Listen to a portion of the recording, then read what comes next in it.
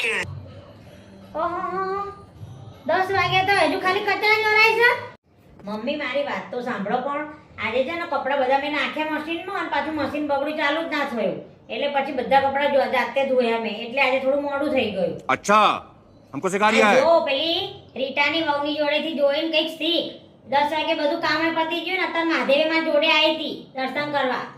જ્યારે હોય ત્યારે તમે એની શું વાત કરો છો? એના છોકરાઓ તો કોલેજમાં છે ને, એટલે એ લોકો જાતે તૈયાર થઈને જતા રહે, અને મારે તો નીચે વાનમાં મૂકવા જવા પડે, નાસ્તા રેડી કરવાના, બધું કામ ના હોય.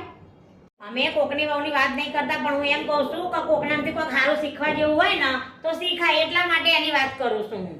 એ બહુ સારી છે ને, તો તમે જઈને પૂછ્યા હો પેલા રીટાબેન ને જઈને, એની હાહુ ન તો ખબર પડે.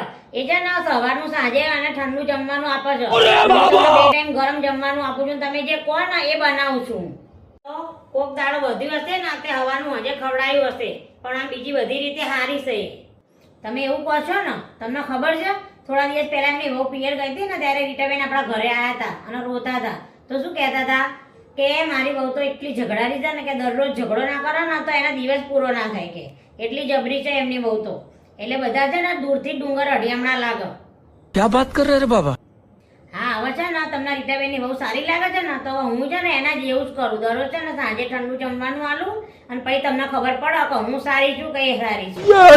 ના હા બાપા, મારાથી ઠંડુ ના ખવાય બાપા. ઠંડુ ખાવ ને તો આખી રાતમાં તો મોતે લઈ પડે, પેટમાં ગડબડ થાય એ જુદું. મારો અવાજ છે ને હું કોઈની વહુની સરખામણી તારી જોડે નહીં કરું તમ તાર, હો. અને તું મારી જે છે ને હું નાની.